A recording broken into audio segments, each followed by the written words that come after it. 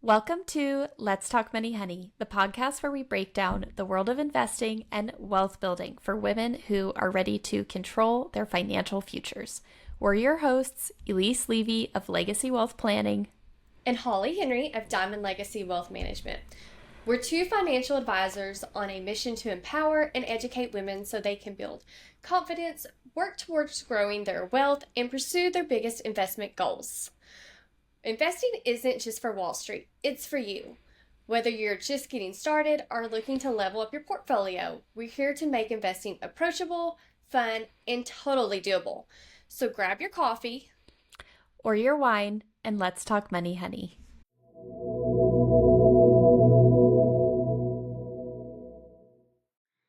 Hello and welcome to Let's Talk Money, Honey, the podcast where we talk about just all things money and investing.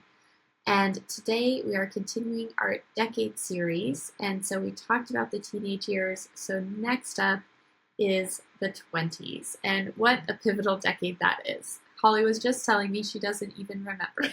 I don't. The one thing though that I think that I do remember is you start off in your 20s like you don't even really have a lot of freedom. You're fresh out of your parents' home. And if you go to college, you're like still underneath their shadows a little bit, but then all of a sudden it's like you're graduated, you're on your own. You may be looking at buying a house, maybe having kids, maybe getting, there's a lot that happens there's in this decade. Yeah, it is action-packed. It is. So I almost feel like it's difficult in some ways to talk about the financial and investment side of it because it's also like one of the most important decades. It's the hardest decades because I feel like you're broke in your 20s. Like you're just starting out, but you know, I think this is where you just kind of start building on your financial foundation.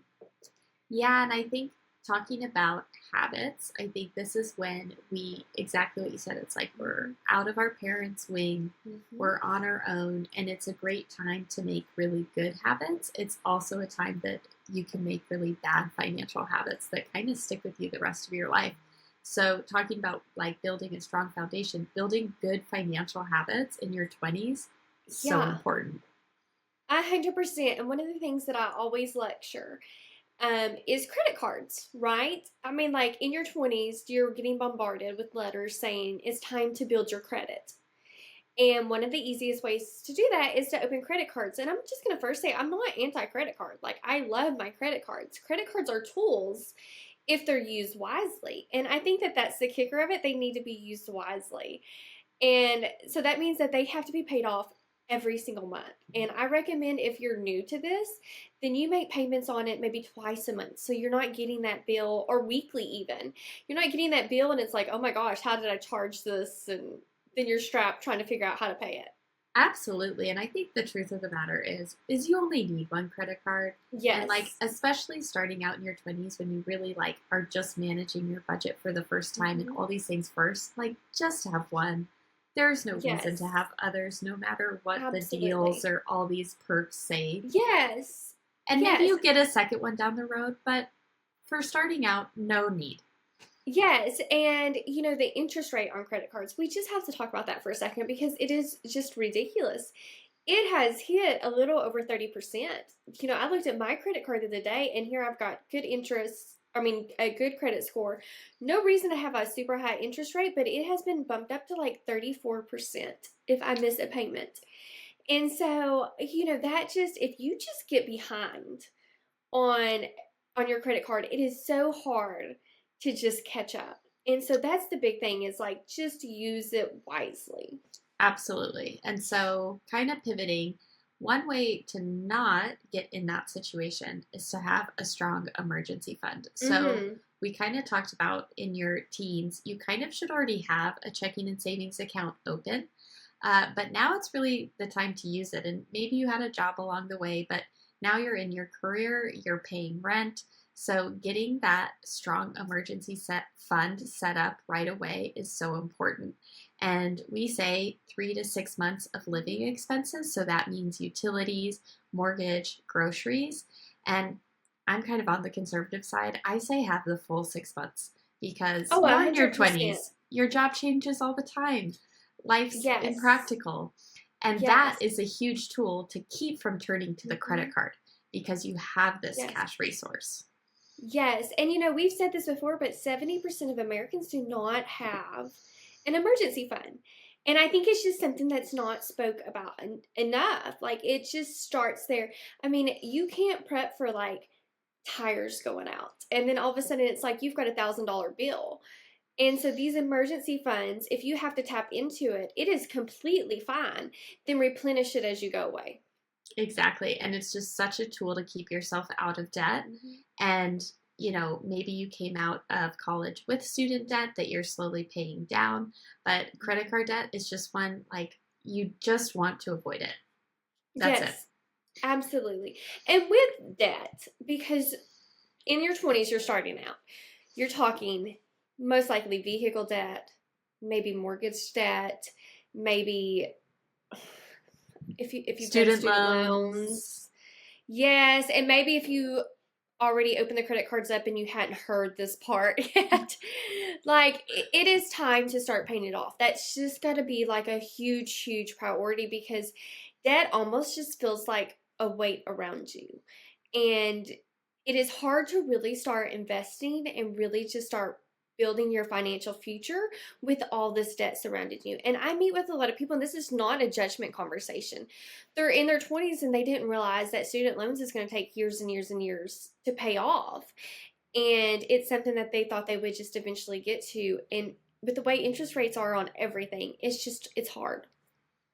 Absolutely. And I think that it's not sexy. It's not sexy paying down debt. And like when people come and talk to us, they want to start investing, and we're like, we can do that. We can save for retirement, but the debt is the thing that we need to take care of. 100%.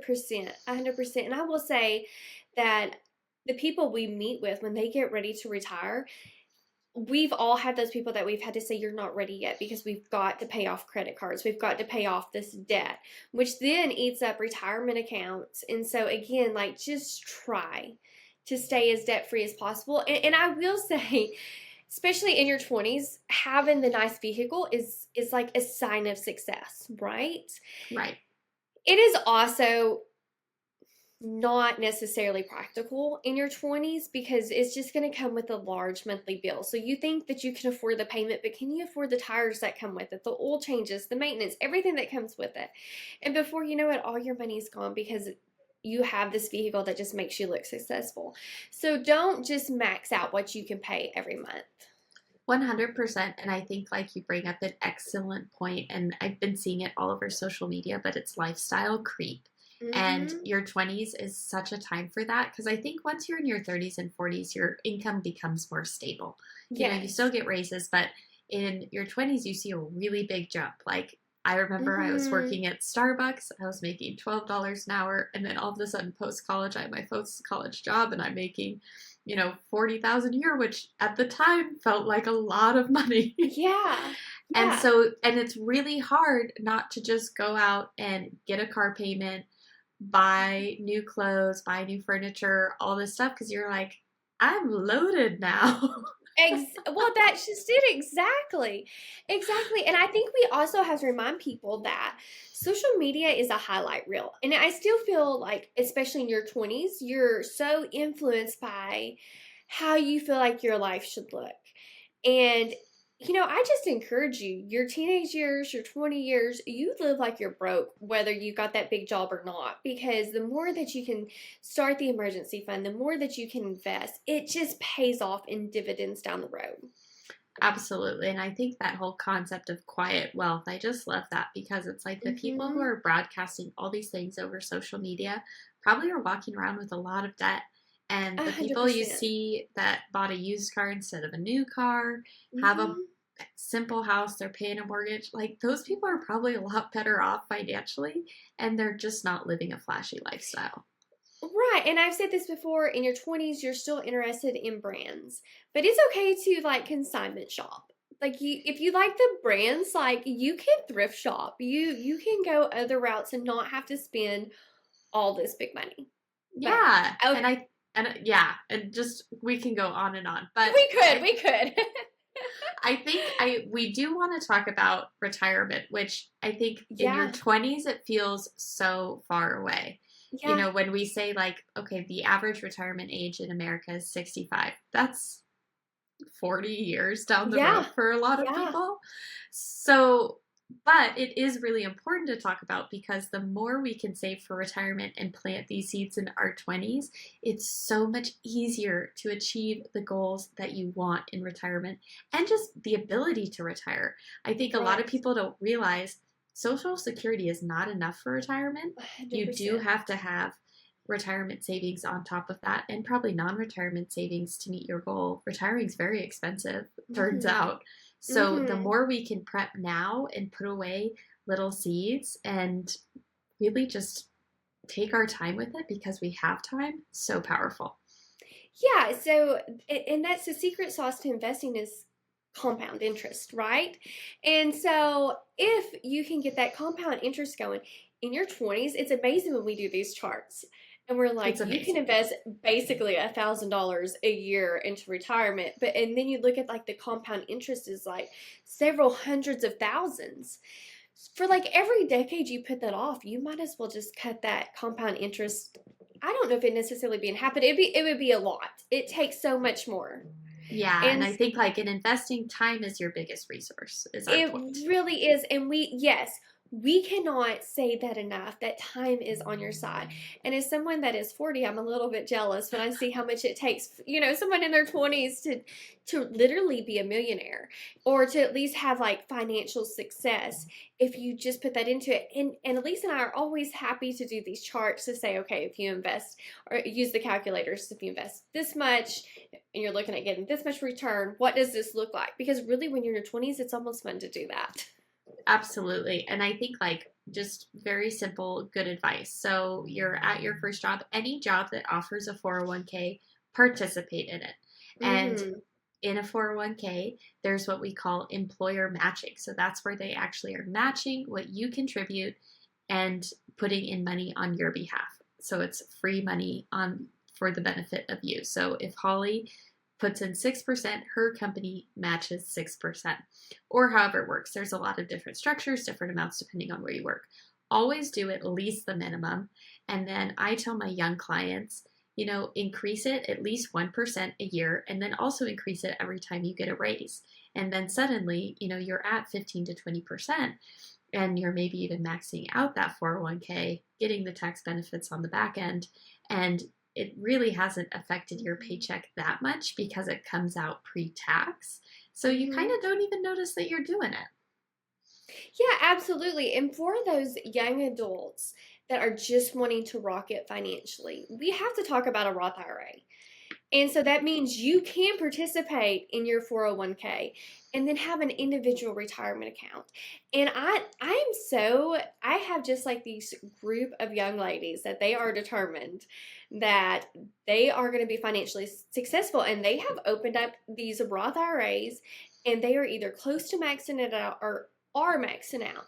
And I'm just thinking what wisdom they have for their 20, 21, 22-year olds because I look back at my 20s and retirement was not on my mind. And even though I did the 3%, I did, but like if we can just say one thing, if you're really wanting to kill it in your retirement years, that's one of the things you have to utilize. Absolutely. And I think like doing it in your 20s is great too because you're under the income limit for Roths, Mm-hmm. usually, unless you just come out of college swinging. But it's a great time to do that Roth, and that for 2025 is $7,000 a Mm-hmm. year you can contribute. And like we've said before in our videos, that money goes in after tax, grows tax free, and when you take it out, you don't have to pay income tax. So it's such a powerful tool. Agreed with Holly. If you can be doing that every single year in the decade Mm-hmm. of your 20s, I mean, I wish I did that. Oh, 100%, 100%.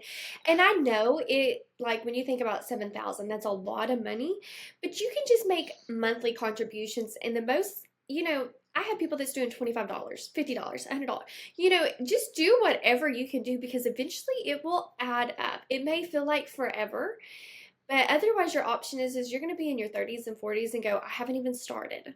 And that's Yeah. just not a fun place to be at either. And now it's just going to take you so much more legwork to get to where you want it to be. Absolutely. So we've set ourselves up for success. We're saving for Mm-hmm. retirement. The other big purchase that people start to think about in their 20s is a home. And that is Mm-hmm. not an easy purchase. There's a lot of nuances. So, Holly, what should someone be considering as they get ready to be a first time home buyer? Whew. I know that this is I mean, one, I would say like you really got to have a strong budget and make sure that you can afford it because it's just not about your mortgage payment that's coming. It is with an insurance. It is, you even need to start having quite a bit money down for a down payment. It is a little bit overwhelming, so we need to make sure that your job is secure, you're secure financially, and then that you're able to continue any type of repair payments. That emergency fund has got to already be there before you go out and buy a house. And so I always tell people don't even consider it if you can't even afford an emergency fund. Absolutely. And I think like really understand the financial responsibility of it in terms of just like how much do you really need for a down payment for Mm-hmm. the house that you want. Remember that there are closing costs. I think that was like a big eye Mm-hmm. opener when I went through buying a house. There's a lot of costs that are beyond the 5% or 10% or whatever you do for your down payment that you'll need cash for as well. And really look at that mortgage because, like, chances are the mortgage payment is going to be more expensive than you're paying rent. So it's going to up your monthly expenses. So I know we talk about it all the time, but monthly budgeting is such a powerful tool. Mm-hmm. Holly and I both hate it, so we can Yes. relate. Mm-hmm. But But now you they have to have all do these it. fancy apps. Like I'm old school, I do Yes. everything in Excel, but I know like a lot of my younger clients use apps and it makes it really easy and you just like Mm-hmm. upload your monthly utility bills and they calculate everything for you. But understanding the inflow and outflow of your money really helps Mm-hmm. when we start talking about these like big saving moments that we have to save for, taking out a mortgage, etc., etc. Absolutely. And I think another thing that in your 20s is new to that decade is debating on insurance. Whether it's vehicle insurance, home insurance, life insurance. For those of you Health that are start insurance. health insurance, oh my gosh, yeah, that's the major one. For those of you though that are starting out and you're having babies and a family, term life insurance I feel like is probably the most affordable. And it's something that we can help these conversations. I feel like Elise and I, we always say that we're a resource, but especially for like the young adults, tie yourself up with a financial advisor and start asking these questions because you may be paying too high of a deductible. Um, Premiums may be a little bit ridiculous. Just talk and like with your financial advisor and figure out what you need to be doing, making sure that you are properly insured. 100%. I think like even just doing a money date with yourself at least Mm-hmm. yearly but quarterly, and it's like I do that with my husband and we sit down and go through our health insurance, and because you might not even realize like you might be paying for life insurance Mm-hmm. through your employer health insurance. So like actually understanding what you have, I think most people don't even do that. So just taking that time and really understanding what you have, what you might need to supplement on your own and go and find out. Mm-hmm. And like Holly said, it's like I tell my clients, I'm like, bring in your laptop. We're going to look at everything and Absolutely. understand it, right? Like, those are a lot of my meetings. It's like, let's just sit down and talk about all these things. And yes, we'll get to investing, but there's a lot more that we talk about. Well, and I think that's it is like our clients, and we say it a lot, and I do have clients that really take advantage of it, but we're resources.